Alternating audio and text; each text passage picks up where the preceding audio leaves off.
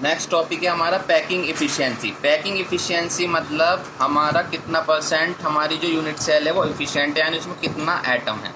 तो हम 3 केस में पढ़ेंगे, SCP, CCP या FCC कह लीजिए इसको, इसमें पढ़ेंगे, BCC में पढ़ेंगे, बॉडी सेंटर्ड में, और सिंपल क्यूबिक में पढ़ेंगे। सबसे पहले FCC की बात करें तो फेस पे एटम है, तो इसमें सीधा कुछ निकलना आपको, इसमें आप ये हाइपोटेन्यूस है, ये बेस, ये परपेंडिकुलर, ठीक है। तो ये हमारे एक रेडियस, 2 रेडियस है, एक रेडियस है, 4R आ रहे हैं, ठीक है, 4R, और ये हमारी A है और ये भी A है। जब आप पाइथागोरस लगाएंगे तो R और A में एक रिलेशन आएगा, वो हमारा निकल के आया क्या, A = 2√2R, ठीक है। अब पैकिंग इफिशियंसी का फॉर्मूला क्या होता है, फॉर्मूला होता है volume occupied by sphere in the unit cell. 4 इसलिए लगाया क्योंकि SCP में या FCC में 4 एटम होते हैं हमारे, ठीक है, और नीचे टोटल वॉल्यूम रखनी है × 100। टोटल वॉल्यूम की जगह A की क्यूब, A कितना है हमारा 2√2R, ठीक है। तो हम जब इसको कैलकुलेट करेंगे, R से R क्यूब कट जाएगा, हमारा आएगा 74%, ठीक। इसके बाद BCC की बात करें, BCC में सेंटर में एटम होता है, सेंटर में एटम होता है, तो इसमें हम पाइथागोरस जब लगाएंगे, इसमें लगाएंगे 3D में बन रहा है ये हमारा 90 डिग्री। तो ये हाइपोटेन्यूस है, ये बेस है, ये परपेंडिकुलर है, ये A है, और ये जो है B दे रखी है, ये है हमारी कितनी दे रखी है, ये B है हमारी √2A। पाइथागोरस थ्योरम जब हम लगाएंगे यहाँ पर, तो हमारा रिलेशन निकल के आएगा A = 4R/3, ये याद रखिएगा, A = 4R/3। अब क्या हम पैकिंग एफिशिएंसी में जब नीचे रखेंगे तो 4R/√3 रखेंगे और क्यूब करेंगे, तो जब इसको सॉल्व करेंगे तो 68% निकल के आएगा हमारा। इसके बाद packing efficiency in simple cubic में A = 2R होता है इसमें सिंपल, तो हमें रखना है। और हाँ, BCC में एक चीज़ और याद रखिएगा, 2 की मल्टीप्लाई इसलिए हुई क्योंकि BCC में 2 एटम होते हैं, एक कॉर्नर पे और एक सेंटर में, ये हमने पहले पढ़ लिया है। इसके बाद पैकिंग एफिशिएंसी की बात करें हम सिंपल क्यूबिक में, तो फॉर्मूला लगाएंगे हम वॉल्यूम ऑफ 1 एटम, क्योंकि इसमें 1 ही रहता है, और two volume of cubic unit cell, तो कितना रखेंगे 2R, उसकी क्यूब करेंगे 8R क्यूब हो जाएगा। इसकी जो हमारी इफिशियंसी आएगी वो 52.4% आई। इसके बाद नेक्स्ट टॉपिक है calculation involving unit cell dimension. Unit cell dimension में कैलकुलेशन क्या है हमारी, तो हम इसमें डेंसिटी का फॉर्मूला लगाएंगे, मास अपॉन वॉल्यूम। मास कितना है हमारा Z × M, Z number of atom है, कोई सी भी यूनिट सेल हो सकती है। अगर हमारी FCC है तो 4 रखेंगे, BCC है तो 2 रखेंगे, सिंपल है तो 1 रखेंगे। M हमारा मास है और वॉल्यूम A क्यूब, ठीक है। M को हम और ज़्यादा अगर खोल के लिखें तो molar mass upon Avogadro number. ये फॉर्मूला आपको याद रखना है, ठीक है, ये याद कर लीजिए या ये याद कर लीजिए, ठीक है। इस पर कुछ क्वेश्चंस हैं, ये हम बाद में जब क्वेश्चंस करेंगे तब हम इनको पढ़ेंगे, ठीक है। इसके बाद नेक्स्ट टॉपिक जो हमारा आता है वो आता है imperfection in solid. Imperfection in solid या डिफेक्ट कह लीजिए इनको, तो 2 तरीके के होते हैं हमारे, पॉइंट डिफेक्ट और लाइन डिफेक्ट। हमें लाइन डिफेक्ट तो यहाँ पढ़ना नहीं है, पॉइंट डिफेक्ट पढ़ना है। पॉइंट डिफेक्ट क्या होता है हमारा, डिफेक्ट यानी irregularity from ideal arrangement. Ideal arrangement जो था उसमें थोड़ी बहुत इरेगुलरिटी आ रही है, डिफेक्ट आ रहा है, उसको पॉइंट डिफेक्ट बोलते हैं, ठीक है। ये हमारे 3 तरीके के हैं। सबसे पहले हमारा स्टिक्योमेट्री डिफेक्ट, फिर है इम्प्योरिटी डिफेक्ट, फिर नॉन स्टिक्योमेट्री डिफेक्ट। स्टिक्योमेट्री डिफेक्ट में हम पढ़ेंगे कि इसको इंट्रिंसिक या थर्मोडायनेमिक डिफेक्ट भी बोलते हैं।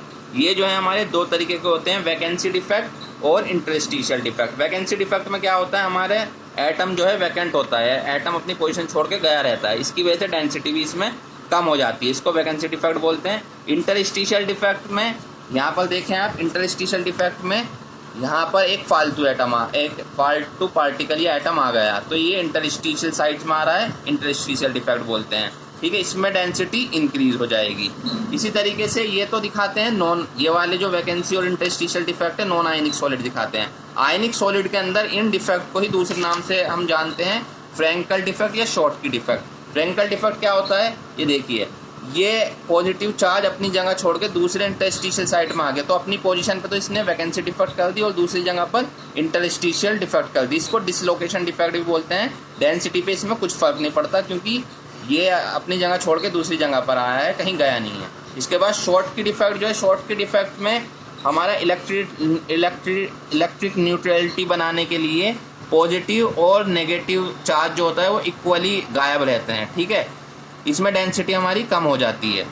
इसका एग्जाम्पल आप याद रखिएगा, AgBr जो है ये हमारा इम्पोर्टेंट एग्जाम्पल है, क्योंकि AgBr फ्रैंकल और शॉर्ट की दोनों डिफेक्ट दिखाता है। इसके बाद नेक्स्ट जो हमारा है वो है इम्प्योरिटी डिफेक्ट। इम्प्योरिटी डिफेक्ट जैसे ये NaCl का क्रिस्टल था, इसमें Sr2+ आ गया। अब इसने क्या किया, 2 Na को डिस्प्लेस किया और एक की पोजीशन फिल की, तो इसको बोलते हैं impurity defect. Number of particle जितने आए हैं उतने ही ये डिफेक्ट प्रोड्यूस हुए हैं इसमें। इसके बाद नेक्स्ट है हमारा नॉन स्टिक्योमेट्री डिफेक्ट। नॉन स्टिक्योमेट्री डिफेक्ट जो होता है ये हमारा मेटल है वो कम या ज़्यादा मात्रा में पाया जाता है, इसको बोलते हैं नॉन स्टिक्योमेट्री डिफेक्ट। ये 2 तरीके से होते हैं, मेटल एक्सिस डिफेक्ट और मेटल डेफिशिएंसी डिफेक्ट। पहले हम मेटल डेफिशिएंसी डिफेक्ट पढ़ लेते हैं, ये आसानी से समझ में आएगा।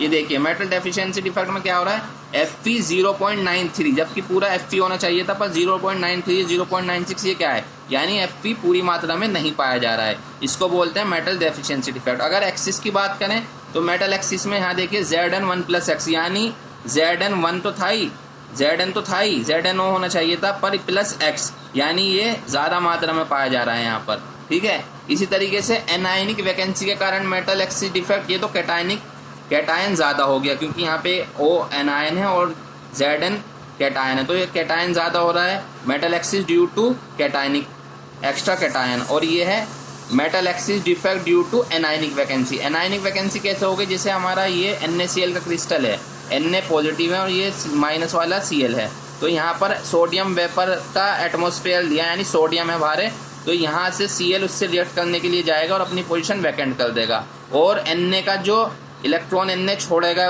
Cl से रिएक्ट करने के लिए, वो इसकी पोजीशन गेन कर लेगा। अब अगर हम इसमें देखें तो as compared to anion cation ज़्यादा हैं, तो हमारा मेटल क्या है, एक्सिस में है यहाँ पर एज़ कम्पेयर टू एनायन। तो एनायन वैकेंसी की वजह से मेटल एक्सिस में आ गया, स्टिक्योमेट्री डिफेक्ट इसको बोलते हैं। और ये जो इलेक्ट्रॉन यहाँ पर आया है इसको एफ सेंटर या बर्बेन सेंटर भी बोलते हैं, क्योंकि ये कलर शो करता है, जब ये लाइट पड़ेगी इस पर तो ये एनर्जी एब्जॉर्ब करके कलर शो करेगा। जैसे LiCl क्रिस्टल में पिंक कलर शो करता है, KCl में वायलेट कलर शो करता है। इसके बाद नेक्स्ट टॉपिक हमारा इलेक्ट्रिकल प्रॉपर्टी है। सॉलिड्स को हमने डिवाइड किया गया है 3 पार्ट्स में, कंडक्टर, इंसुलेटर, सेमीकंडक्टर। कंडक्टर की जो कंडक्टिविटी होती है वो होती है 10⁻⁴ से लेके 10⁻⁷ ओम इनवर्स मीटर इनवर्स में, यानी अच्छे होते हैं ये इनकी कंडक्टिविटी। और इंसुलेटर की बहुत कम होती है, 10⁻⁻20 से 10⁻⁻10 ohm inverse metre inverse. Semiconductor की बीच में होती है 10⁻⁻6 से 10⁻⁴। अब हम पढ़ेंगे, देखिए ये इसके बाद हम देखेंगे मेटल में ये बैंड जो बना हुआ है ये फील्ड बैंड है और ये एम्प्टी बैंड है या कंडक्शन बैंड भी बोल देते हैं। ये दोनों ओवरलैप है इन केस ऑफ मेटल, तो इलेक्ट्रॉन इस बैंड से इस बैंड में आराम से चले जाएंगे। तो कंडक्टर के केस में या मेटल के केस में हमारी कंडक्टिविटी अच्छी होती है। अगर बात करें इंसुलेटर की तो इनमें गैप बहुत ज़्यादा होता है, इलेक्ट्रॉन यहाँ से यहाँ जा ही नहीं पाते, फॉरबिडन एनर्जी गैप ज़्यादा होता है, ठीक है, इसलिए इसको इंसुलेटर बोला गया है। सेमीकंडक्टर में थोड़ा कम होता है, कुछ इलेक्ट्रॉन चले जाते हैं कुछ नहीं जा पाते, इसलिए इसको सेमीकंडक्टर बोलते हैं। इस गैप को कम करने के लिए इम्प्योरिटी मिलाई जाती है, इस प्रोसेस को ही डोपिंग बोलते हैं, ठीक है। अब डोपिंग कैसे करी जाती है, डोपिंग करने के हमारे पास 2 तरीके हैं, इलेक्ट्रॉन रिच इम्प्योरिटी या electron deficient impurity. Electron rich impurity जो होती है वो होती है हमारी ग्रुप 15 एलिमेंट से डोपिंग कर दीजिए, यानी जैसे ये था हमारा ये परफेक्ट क्रिस्टल है ग्रुप 14 सिलिकॉन का, सिलिकॉन ले सकते हैं, जर्मेनियम ले सकते हैं। अब इसमें एन टाइप करा हमने इलेक्ट्रॉन रिच, तो आर्सेनिक डाल दिया ग्रुप 15, तो 4 के साथ तो बॉन्डिंग कर ली, 1 इलेक्ट्रॉन फ्री रह गया, ये क्या करेगा, इलेक्ट्रिसिटी कंडक्ट करेगा। और अगर बात करें हम पी टाइप की, पी टाइप में क्या रहा, इलेक्ट्रॉन डेफिशिएंट, यानी ग्रुप 13 से इसकी बॉन्डिंग करवाई तो 3 तो इसने फिल कर लिए पर 1 हमारा वैकेंट रह गया। अब ये जो वैकेंट होल बना इसकी जगह ये पूरी करेगा, अपनी जगह इसकी होल हो जाएगी, फिर इसकी जगह दूसरा आएगा तो वहाँ होल बन जाएगा। तो ऐसे ऐसे ये भी इलेक्ट्रिसिटी कंडक्ट कर देता है, ऐसा लगता है जैसे होल के कारण हो रहा है, पर चल इसमें भी इलेक्ट्रॉन ही रहा है। इसके बाद हम देखते हैं application of n type and p type semiconductor. इसमें हमें क्या पढ़ना है, एप्लीकेशन पढ़नी है एन टाइप और पी टाइप की। तो डायोड बनाने में यूज़ होता है जो रेक्टिफायर का काम करता है, ट्रांजिस्टर में यूज़ होता है। ट्रांजिस्टर कैसे बनता है, एक टाइप के सेमीकंडक्टर को 2 के बीच में सैंडविच कर देना, यानी बीच में लगा देना। एनपीएन और पीएनपी 2 टाइप के हो सकते हैं, ठीक है, ये भी हमारा सिग्नल को एम्पलीफाई करने में यूज़ होता है। इसके बाद फोटो डायोड हमारा कैसे यूज़ होता है, उसका लाइट एनर्जी को इलेक्ट्रिकल एनर्जी में कन्वर्ट करने के लिए। इसके बाद कुछ और भी इन्होंने बताया कि कुछ और भी हम सॉलिड स्टेट के मटेरियल बना सकते हैं ग्रुप 13 और 15 को मिला के, क्योंकि उनका एवरेज बैलेंस 14 ही आएगा। ठीक है, 12 और 16 को मिला के भी बना सकते हैं। जैसे कि इन्होंने एग्जाम्पल किया है गैलियम आर्सेनाइड, ये यूज़ होता है कुछ आजकल, इसने बहुत ज़्यादा तेज़ कर दिया है सेमीकंडक्टर डिवाइस को, इस तरीके से मेटल जो सॉलिड स्टेट जो बना रहे हैं। इसके बाद लास्ट टॉपिक है हमारा मैग्नेटिक प्रॉपर्टी। मैग्नेटिक प्रॉपर्टी क्यों शो करता है, क्योंकि इलेक्ट्रॉन जो है हमारा, उसमें दो प्रॉपर्टी होती है, एक तो वो रिवॉल्व करता है न्यूक्लियस के अराउंड और एक अपनी एक्सिस पे भी रिवॉल्व करता है। तो इसके कारण उसमें वो करंट ऐसा लगता है जैसे कि करंट जैसे इलेक्ट्रॉन मूव करता है तो करंट भी तो इलेक्ट्रॉन के कारण ही मूव करता है, तो ऐसा लगता है जैसे इलेक्ट्रिक करंट चल रहा है। और करंट हमारा मैग्नेटिक से रिलेटेड है, तो करंट चलेगा तो मैग्नेट भी चलेगा, इसलिए ये मैग्नेटिक प्रॉपर्टी शो करता है। इसको मेजर करते हैं हम बोर मैग्नेटॉन में, UB। ठीक है, इसकी वैल्यू कम है 9.27 10⁻⁻24 एमीटर मीटर स्क्वायर। इसके बाद जो हमें पढ़ना है कि मैग्नेटिक प्रॉपर्टी, मैग्नेटिक सब्सटेंस जो है वो 5 तरीके के हैं: पैरामैग्नेटिक, डायमैग्नेटिक, फेरोमैग्नेटिक, एंटीफेरो और फेरी। पैरामैग्नेटिक के अंदर, पैरामैग्नेटिक वो होता है जिसमें अनपेयर्ड इलेक्ट्रॉन होते हैं। ठीक है, ये वीकली अट्रैक्ट होता है मैग्नेटिक फील्ड में। ठीक है, इसके कुछ एग्जांपल दे रखे हैं। और ये परमानेंट मैग्नेट नहीं होता, अगर मैग्नेटिक फील्ड हटा दिया जाता है तो इसका मैग्नेटिक कैरेक्टर भी उस टाइम पर ख़त्म हो जाता है। अगर हम डायमैग्नेटिक की बात करें, डायमैग्नेटिक वीकली रिपल होता है, इसमें इलेक्ट्रॉन जो रहते हैं वो फील्ड रहते हैं, यानी अनपेयर्ड नहीं रहते, पेयर्ड रहते हैं। ये वीकली रिपल्ड होता है। इसका एग्जांपल ये दे रखे हैं।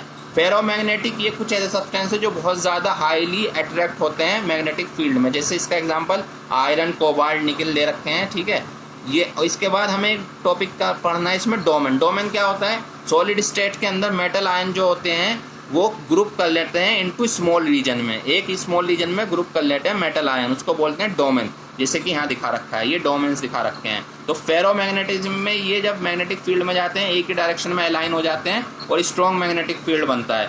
इवन जब मैग्नेटिक फील्ड हटा लिया जाता है तब भी ये मैग्नेटाइज रहते हैं, इसलिए इनको परमानेंट मैग्नेट भी बोला जाता है। एंटी फेरोमैग्नेटिक की बात करें तो पैरेलल और एंटी पैरेलल अपोजिट डायरेक्ट, एक पैरेलल और एंटी पैरेलल डोमेन है तो एक दूसरे का मैग्नेटिक मूवमेंट कैंसिल कर देते हैं, इसलिए ये जीरो मैग्नेटिक प्रॉपर्टी दिखाता है एंटी फेरोमैग्नेटिज्म। इसका एग्जांपल है MnO, यानी ये कोई मैग्नेटिक प्रॉपर्टी नहीं शो करता।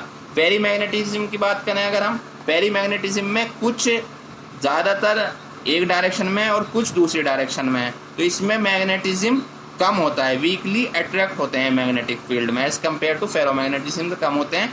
पर अगर इसको हम हीट कर दें तो ये फेरी मैग्नेटिज्म से पैरामैग्नेटिज्म में कन्वर्ट हो जाते हैं। इसके एग्जांपल आप देख सकते हैं Fe3O4 और फेराइट MgFe2O4 या ZnFe2O4। थैंक यू, हमारा चैप्टर कंप्लीट हो चुका है। Thank you very much.